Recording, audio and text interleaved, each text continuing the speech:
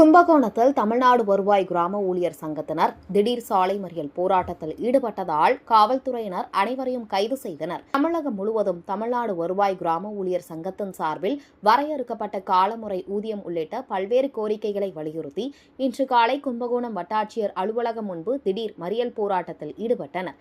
இந்த போராட்டம் மாநில பொருளாளர் ராஜேஷ் கண்ணன் தலைமையில் நடைபெற்றது. இந்த போராட்டத்திற்கு முன்னிலை வைத்த வட்ட தலைவர்கள் கும்பகோணம் மணிமாறன், பாபநாசம் செல்வகுமாரி, குடவாசல் பாலுசுந்தர், திருவடைமருதூர் பிரசன்ன வெங்கடேசன் உட்பட 50க்கும் மேற்பட்ட ஊழியர்கள் மறியல் போராட்டத்தில் ஈடுபட்டனர். போராட்டத்தில் ஈடுபட்ட அனைவரையும் போலீசார் கைது செய்யப்பட்டனர். இதனால் இப்பகுதியில் பரபரப்பு ஏற்பட்டது. தமிழகம் முழுவதும் மறியல் போராட்டத்தை நடத்தி கொண்டிருக்கிறோம். வாழ்வாதார கோரிக்கை ஏற்று எங்களுக்கு வாழ்வாதார கோரிக்கை என்பது காலமுறை ஊதியம். கடந்த 30 ஆண்டுகளாக முன்னோர் முதல் இன்னொரு வரை போராடி கொண்டிருக்கிறோம். எங்களுக்கு எந்த ஆட்சிகள் வந்தாலும், எத்தனை ஆட்சிகள் மாற்றம் வந்தாலும் செய்ய வேண்டியதை எங்களுக்கு செய்யறதே கிடையாது. ஏன்னா அவங்களுக்கு எந்த இதுவா இருந்தாலும், எந்த சிறப்பு திட்டத்தை அறிவித்தாலும் அந்த சிறப்பு திட்டத்தை சிறப்பாக கொண்டு போய் சேர்க்கிறது இங்க கிராம உதவியாளர்கள். அந்த கிராம உதவியாளருக்கு செய்யணும் என்றால் மனம் இல்லை.